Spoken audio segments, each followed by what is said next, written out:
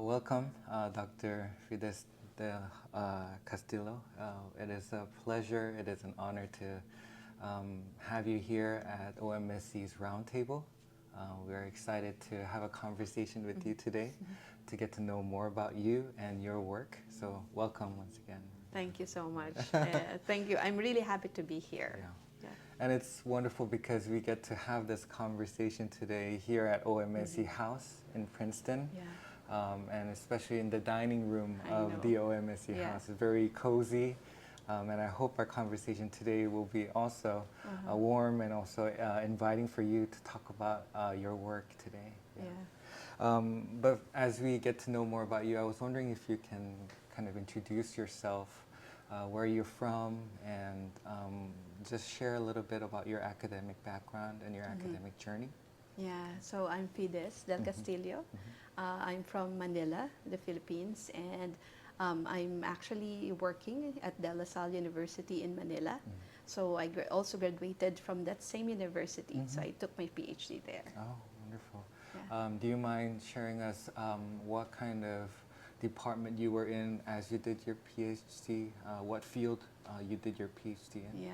So I'm from the Department of Theology and Religious Education. Oh, wonderful. Yes. Wonderful. So my PhD is on religious and values education. So that's a merging of religious education at the same time of values. Yeah.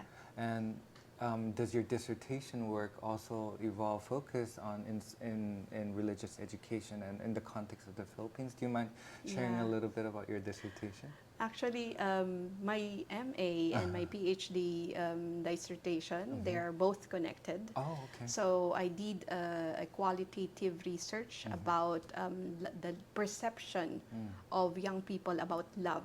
Love. Yes. Wow. So I did construct develop a survey, and that's the main tool that I used in having these perceptions. Oh, wow, fascinating. Yeah. Then after you've graduated, and if I'm not mistaken, you are currently still within the same university teaching there. Yeah. Do you mind sharing the position that you are currently holding, and what kind of courses are you teaching currently at the university? So right now I'm the Associate Dean of the School of Innovation and Sustainability. There are two campuses in De La Salle, one in Manila and in Laguna. So my college now is in the Laguna campus. Oh. That's 1 hour away from the Manila campus. And I teach in the undergraduate students. I do teach vocations and about faith, comparative religion. And then for the graduate studies, I do teach contemporary spirituality. Contemporary spirituality. And for our viewers and our listeners that might be new to De La Salle University, what kind of institution is it? Is it a Catholic institution, Protestant institution? It's a Catholic institution, but of course everyone is welcome. Of course. And then it's run by the brothers, De La Salle brothers, and it's situated in the Manila area. Yeah, thank you for sharing about that. Now, in terms of talking about your dissertation and also talking about the courses you teach, I think you also expand your research, your personal research.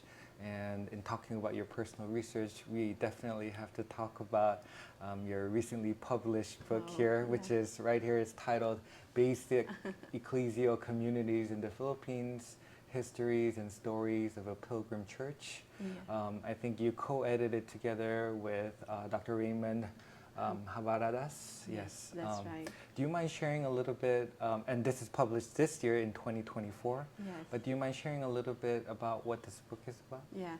So I've been helping the basic ecclesial communities through the CBCP since 2018. So there have been a lot of research about the BEC communities, but this is actually a narrative, a compilation of different narratives and histories of 32 basic ecclesial communities in the Philippines. So actually, this is a very good book because we can find the life, the different histories, the stories of individuals specifically in these regions. Yeah. Right, because Philippines is also a nation with so many islands and with different forms and expressions of Christianity all spread out through the various islands. I think your work here, allows readers to understand more about what is Christianity in the Philippines. It's not just one form of Christianity, but very different expressions. Am I correct? That's right. Yeah. Actually, it's very contextual because the communities in Luzon would have different experiences in Visayas and Mindanao. Right. So these are all beautiful stories that we can learn from. Right. And when we talk about the church or Christianity in the Philippines, does your book also include Catholicism and also Protestants as well? Yeah. Just curious, wanted to. This is actually basically more of a Catholic group, a church, because this is led by the CBCP or the Catholic Bishops Conference in the Philippines. Right. Yeah. Okay. Well, thank you so much for sharing a little bit more about this work, and we look forward to reading more. And I hope our viewers and our listeners get to, encounter this great work that you produce together with your colleague. Yeah. Thank you. Now, kind of shifting gears to as we get to know more about you. One of the greatest joys is that we get to meet each other through OMSC. And the reason, I think, one of the big reasons why we get to have you here at Princeton, at OMSC House, is you were also the second round of awardees for the La Mensana grant, right? I think it was back in 2022, if I'm correct, that you were awarded the La Mensana grant. I was curious in just the overall experience in receiving this grant, and also this is a research grant for our viewers and listeners that might be interested in applying for this grant. Could you share also a little bit about what you used this grant, what kind of research you did after receiving this La Mensana grant? I learned the grant from the International Association for Mission Studies. When I actually checking their page, I saw the call for application. Yeah.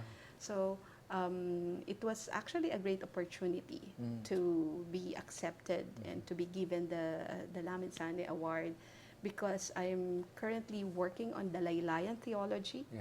So it's actually trying to listen to the voices of the margins and look at the different lived religions.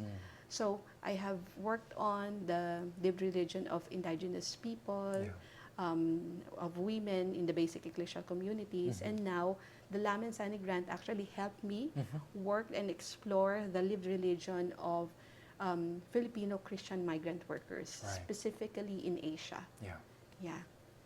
And I think your work also took you to Hong Kong and to interview various migrant workers in various regions, as you said, in Asia, right? Yeah. And I think just hearing a little bit about the introduction of your work really helps puts perspective in how much Philippines are leaving their own homes and going into other nations, and also making a difference there as Christians as well. Yeah. So thank you for sharing a little bit about your research to the La Mensana grant. Now, kind of expanding on that, I think I would love to hear a little bit more about what you're currently working on. I know we talked about previously about how this research that you just mentioned also expands to other work that you are currently doing. Do you mind sharing a little bit about your ongoing research? Aside from the Laylayan theology and the world Christianity, I also intersect with health, religion, and spirituality.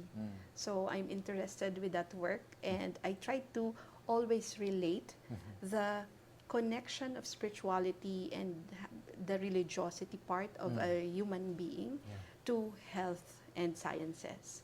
So that's why I always, I also have some research on that, and there have been a lot of talks about the goodness of spirituality in the well-being of a person. Wow, that's fascinating, and I would love to, I look forward to reading more of your work. I know you published, I think it was back in 2021 or 2022, in regards to this similar topic and issues of COVID-19 and its implications as well. And I look forward to reading more of your work. And in thinking about in listening more about what you do, the kind of research that you do, I think you dip your feet into various fields as within the field of theology, also as somebody that did Christian education and practical theology. And I think you mentioned something about how you're now involved with world Christianity. As somebody who's done engaged in multiple fields, I was wondering if you can share a little bit about your experience within the field of world Christianity. How have you encountered world Christianity? What were some of your experiences within engaging in this field? Do you mind sharing a little bit about that? So just a short background. I am a Catholic. So most of my previous research is about Catholic background. But I was exposed to world Christianity when I did my fellowship at Fuller Theological Seminary back in 2021. And trying to look at the different multicultural settings and of course the different the beauty of world Christianity. I was actually in awe, and the more that I see the differences but also its similarities, it actually allowed me to appreciate more what Christianity is all about. Right.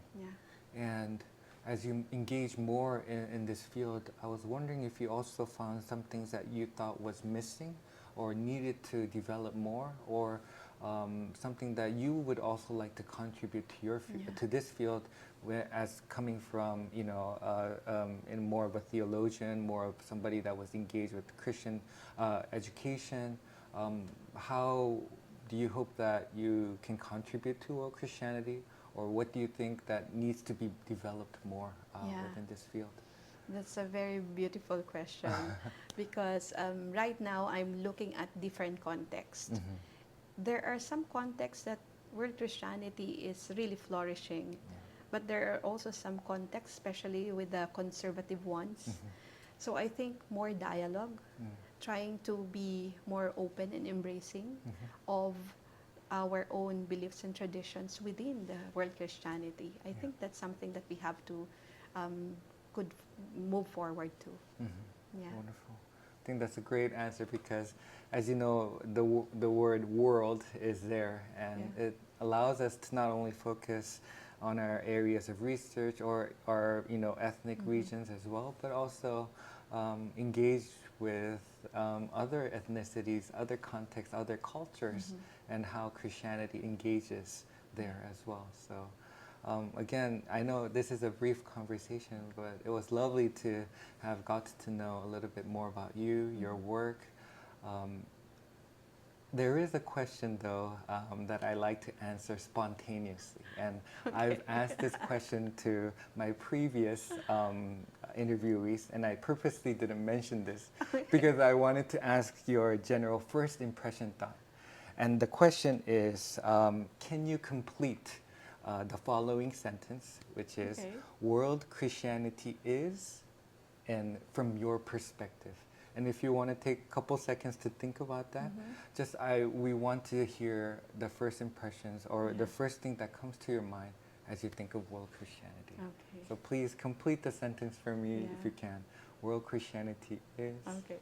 World Christianity is where you will find your brothers and sisters, but at the same time, see Jesus, the face of Jesus in them. Wonderful answer. Yeah.